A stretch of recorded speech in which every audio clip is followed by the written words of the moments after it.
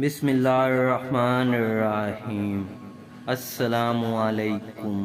نسو ایک عورت نما آدمی تھا، باریک آواز، بغیر داڑھی اور نازک انداز مرد۔ وہ اپنی ظاہری شکل و صورت سے فائدہ اٹھاتے ہوئے زنانہ ہمام میں عورتوں کا مساج کرتا اور میل اتارتا تھا۔ کوئی بھی اس کی حقیقت نہیں جانتا تھا، سبھی اسے عورت سمجھتے تھے۔ یہ طریقہ اس کے لیے ذریعہ معاش بھی تھا اور عورتوں کے جسم سے لذت بھی لیتا تھا۔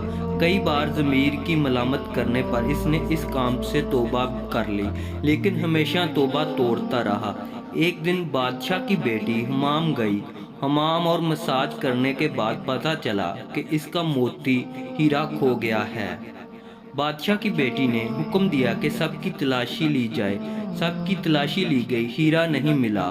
نسو رسوائی کے ڈر سے ایک جگہ چھپ گیا۔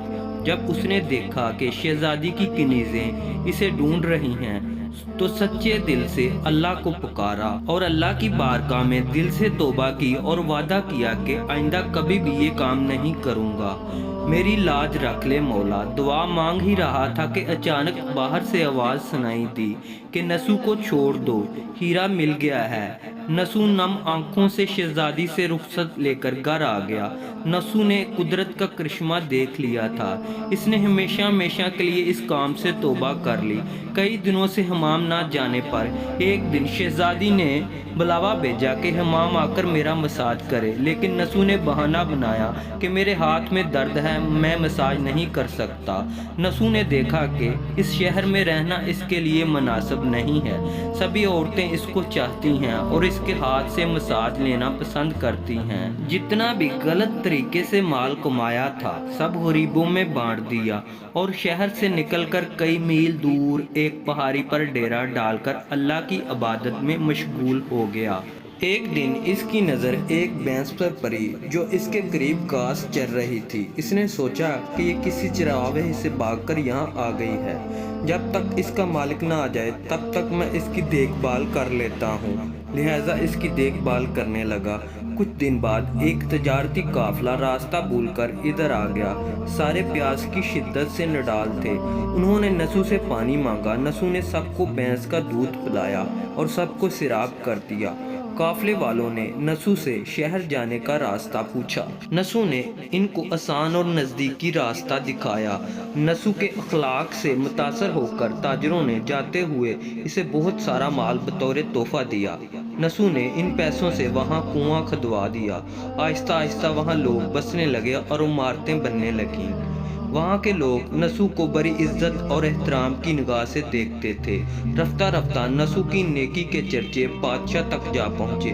بادشاہ کے دل میں نسو سے ملنے کا اشتیاق پیدا ہوا۔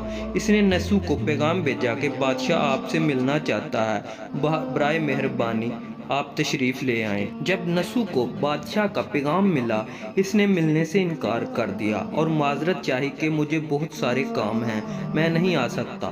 بادشاہ کو بہت تعجب ہوا، مگر اس کی بے نیازی کو دیکھ کر ملنے کی طلب اور بڑھ گئی۔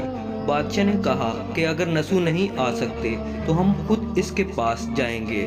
جب بادشاہ نسو کے علاقے میں داخل ہوا، اللہ کی طرف سے ملک الموت کو حکم ہوا کہ بادشاہ کی روح قبض کر لے۔ چونکہ بادشاہ بطور عقیدت مند نسو کو ملنے آ رہا تھا اور رعایا بھی نسو کی خوبیوں کی گریدہ تھی، اس لیے نسو کو بادشاہ کے تخت پر بٹھا دیا گیا۔ نسو نے اپنے ملک میں عدل و انصاف کا نظام قائم کیا۔ وہی شہزادی جسے عورت کا بیس بدل کر ہاتھ لگاتے ہوئے بھی ڈرتا تھا، اس شہزادی نے نسو سے شادی کر لی۔ ایک دن نسو دربار میں بیٹھا لوگوں کی داد رسی کر رہا تھا کہ ایک شخص وارد ہوا اور کہنے لگا کہ کچھ سال پہلے میری بھینس گم ہو گئی تھی، بہت ڈھونڈا مگر نہیں ملی، برائے مہربانی میری مدد فرمائیں۔ نسو نے کہا کہ تمہاری بھینس میرے پاس ہے، آج جو کچھ میرے پاس ہے وہ تمہاری بھینس کی وجہ سے ہے۔ نسو نے حکم دیا کہ اس کے سارے مال اور دولت کا آدھا حصہ بھینس کے مالک کو دیا جائے۔ وہ شخص اللہ کے حکم سے کہنے لگا، اے نسو جان لو، نہ میں انسان ہوں اور نہ ہی وہ جانور بھینس ہے، بلکہ ہم دونوں فرشتے ہیں، تمہارے امتحان کے لیے آئے تھے۔ یہ سارا مال اور دولت تمہارے سچے دل سے توبہ کرنے کا نتیجہ ہے، یہ سب کچھ تمہیں مبارک ہو۔ اور وہ دونوں فرشتے نظروں سے غائب ہو گئے۔ اسی وجہ سے سچے دل سے توبہ کرنے والے کو توبہ نصوح کہتے ہیں۔ تاریخ کی کتب میں نصوح کو بنی اسرائیل کے ایک بڑے عابد کی حیثیت سے لکھا گیا ہے۔